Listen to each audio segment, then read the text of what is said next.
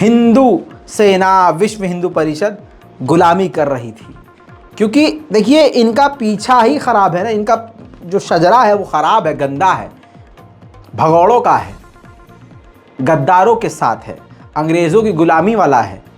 दोस्तों आज वो सब खामोश हैं। आज वही अमेरिका पूरी तरह से पाकिस्तान के साथ खड़ा हो गया है। ये जो तस्वीरें मैंने आपको दिखाई हैं, देख लीजिए, इन तस्वीरों से बवाल छाया हुआ है और भारत को अब क्लियर संदेश मिल गया है कि पाकिस्तान के साथ अमेरिका खड़ा हो गया है। इतना ही नहीं, जनरल कमर बाजवा पाकिस्तान की जो सबसे बड़ी ताकत है, पाकिस्तान आर्मी के चीफ, उनका स्वागत अमेरिका में बिल्कुल भारतीय रक्षा मंत्री माननीय राजनाथ सिंह की तरह किया गया। उनको खुश किया गया, लेकिन एक झटका ये दिया गया कि अमेरिका के विदेश मंत्री ने मुलाकात नहीं की। लेकिन बड़ी बात ये हो गई कि पाकिस्तान की आर्मी चीफ से अमेरिका के डिफेंस मिनिस्टर ने मुलाकात करी।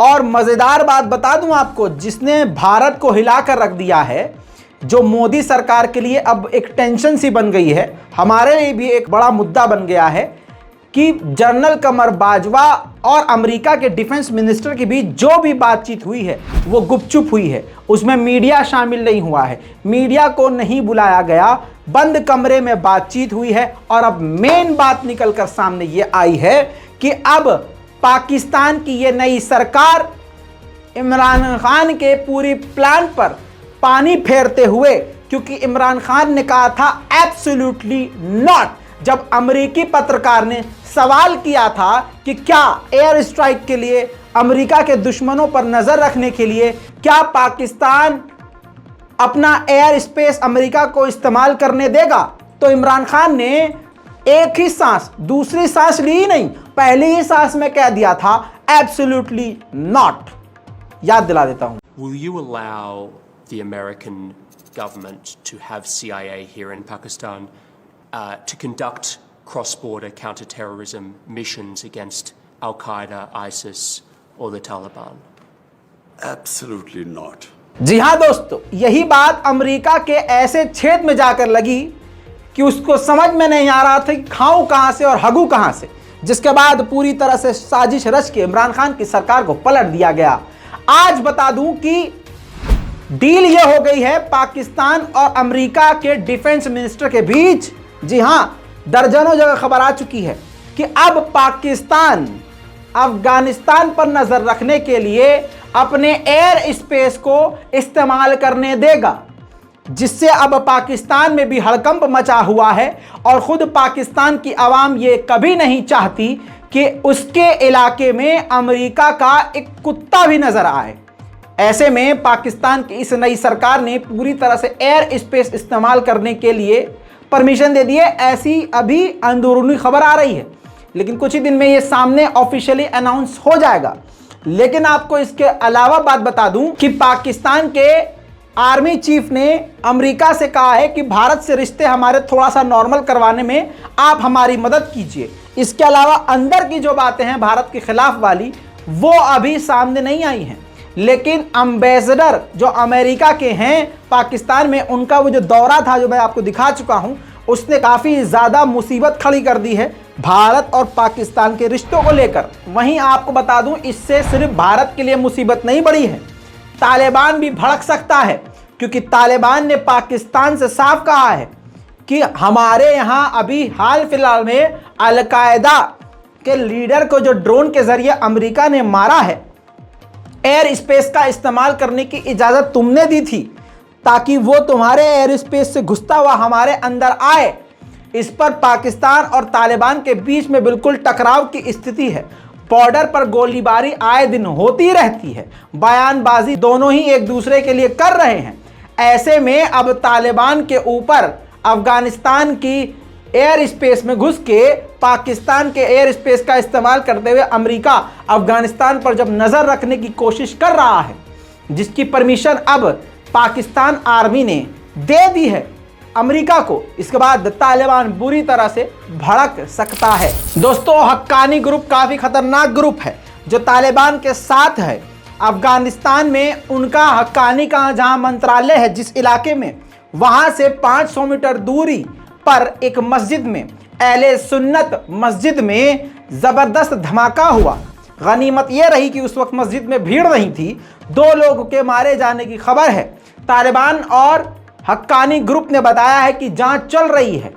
पिछले जो काबुल में जो धमाके हुए कई, उसकी भी जिम्मेदारी किसी ने नहीं ली और इस बार इस हमले की भी जिम्मेदारी किसी ने भी नहीं ली है। वहीं पाकिस्तान के हालात अंदर के भी काफ़ी बेकार हैं।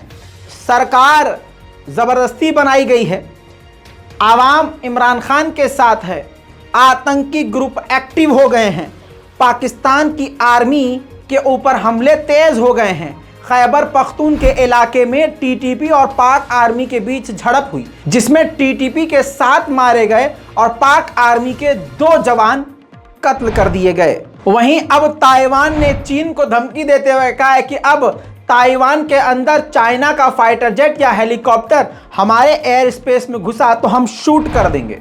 वहीं CIA के पूर्व चीफ ने कहा है कि ऐसा कोई अब चीज़ नहीं बची है, ऐसा कोई सरप्राइज नहीं बचा है, ऐसा कोई हथियार और ऐसा कोई प्लान नहीं बचा है चाइना के पास जिससे वो ताइवान को सरप्राइज कर सके, शॉक दे सके, धमका सके। उन सभी चीज़ों का वह इस्तेमाल कर चुका है और अभी तक ऐसे कोई भी लक्षण नहीं दिख रहे हैं जिससे ये हम कह सके कि आने वाले कुछ दिनों में ताइवान पर सीधा अटैक चाइना कर सकता है। दोस्तों, अब दुनिया का सबसे बड़ा एयरक्राफ्ट, बच्चे इस बात को याद रखें, बच्चों के लिए भी बड़ी बातें मैं बताता रहता हूं। पूरी दुनिया का सबसे बड़ा एयरक्राफ्ट कैरियर अब अमेरिका के पास है। आपकी स्क्रीन पर इस तस्वीर को देख लीजिए। इसको अब समुद्र में अमेरिका उतार चुका है। चीन से जंग का खतरा मंडराता हुआ देखकर अमेरिका ने अपना महाविनाशक एयरक्राफ्ट कैरियर, जिसका नाम जेराल्ड फोर्ड है, समुद्र में इतना बड़ा है ये कि ये तूफान और भूकंप भी ला सकता है। इसकी ताकत और इसकी पावर इस तरह से आप समझ लीजिए बच्चों कि इसका डिज़ाइन बनाने के लिए, इसका ढांचा बनाने के लिए ही 40 साल लग गए। ऐसा अमेरिका ने खुद डॉक्यूमेंट में बताया है। सन 2009 में फिर इसको बनाना शुरू किया गया।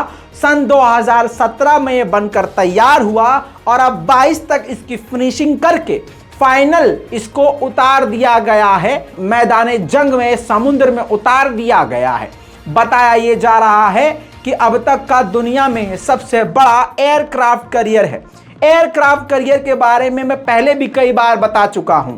यह तैरता चलता फिरता एयरपोर्ट होता है जिस पर फाइटर जेट से लेकर बड़े बड़े जहाज आराम से उतर सकते हैं और टेक ऑफ कर सकते हैं। जानकारी के मुताबिक इसमें एडवांस रडार सिस्टम लगे हुए हैं, एडवांस हथियार लगे हुए हैं। जंग के वक्त अमेरिका की ये सबसे बड़ी ताकत हो सकते हैं। वहीं अमेरिका और साउथ कोरिया नॉर्थ कोरिया के खिलाफ जबरदस्त ड्रिल कर रहे थे। इस दौरान साउथ कोरिया ने अपना ह्यूनमू 2 नाम का एक मिसाइल, एक नहीं बल्कि 4 से 5 मिसाइल दागकर टेस्ट किया अमेरिका के साथ, लेकिन झंड हो गई। अपना ही उनका खुद का मिसाइल साउथ कोरिया में ही आम लोगों के इलाके में जाकर गिर गया। जानकारी ये नहीं है कि इसमें क्या नुकसान हुआ, लेकिन धमाका खतरनाक था। साउथ कोरिया की मिसाइल टेस्ट फेल हुई और जनता के इलाके में, आम लोगों के इलाके में जाकर गिरी। पहले लॉन्च देखिए, फिर उसके बाद जिस इलाके में मिसाइल गिरी वो देखिए।